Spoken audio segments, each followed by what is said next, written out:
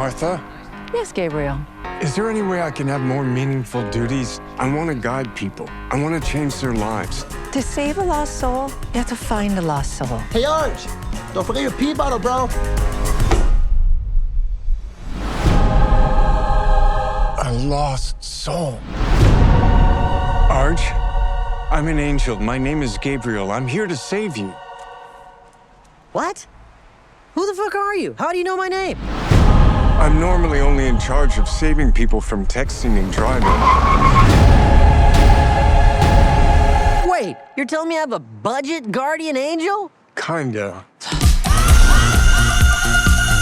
Do you know that guy who's got the long hair, kind of tall? Oh, yeah, Gabriel. He's an angel. He's fucking hot. Yeah. I'm gonna go sit on his face.